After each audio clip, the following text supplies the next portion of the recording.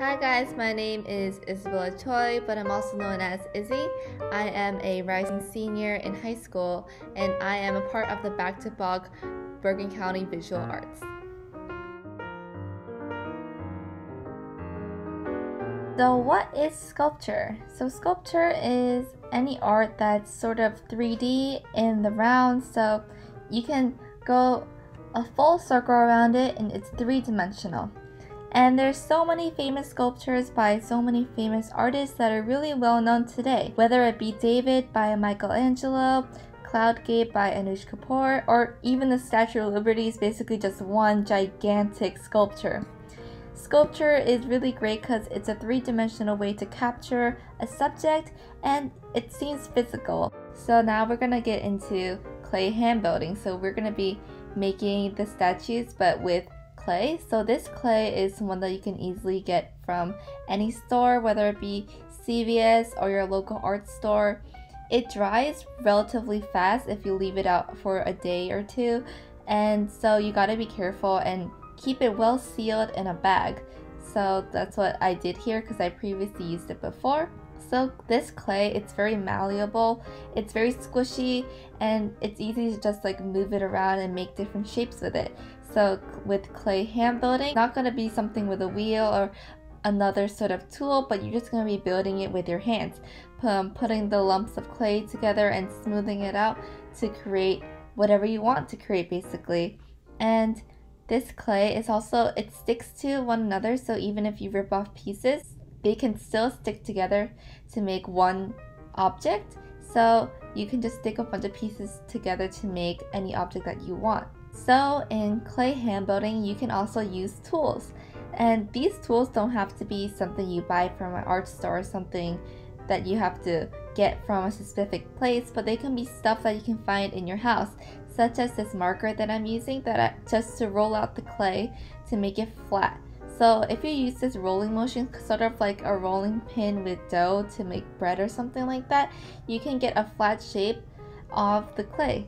And when you get that flat shape, you can use other different random objects to make stamps or imprints, such as this button that I'm using, and I'm just pressing it down to make this flower shape. And you can do this in a cool, fun way to make this plaque flat against the ground, and then you can even carve your name on it with this sort of tool and make some sort of sign for your door or something like that, which would be cool. To cut up the clay, you can rip it, but that can make some uneven edges. So you can also just use a scissor because this clay is soft, and you can just easily cut it like this to create another piece or split it in half or anything of the sort. An important trick is to roll into a ball, and you can do this in a lot of different ways, and rolling into the ball is pretty good, and it's a good way to start off because a lot of things that you see in life, especially organic things like animals or people, are made out of circles. So if you start with a circle, you can probably find a way to create anything that resembles it. An easy way to make a sphere is either by packing in your hands with sort of cupped motions like what I'm doing here, or rolling it on the ground until you get a circular shape that you really like and you can stick with. Another tool that can be really good for clay hand building is any sort of like sharp, skinny-ish object, whether it be a pencil or a pen, but here I'm using the end of a paintbrush, and you can use this to puncture holes into it, so as I'm doing here to make eyes for a little face, and you can either just make eyes or noses or mouths by just moving around the tool to make whatever sort of form or face or whatever that you want.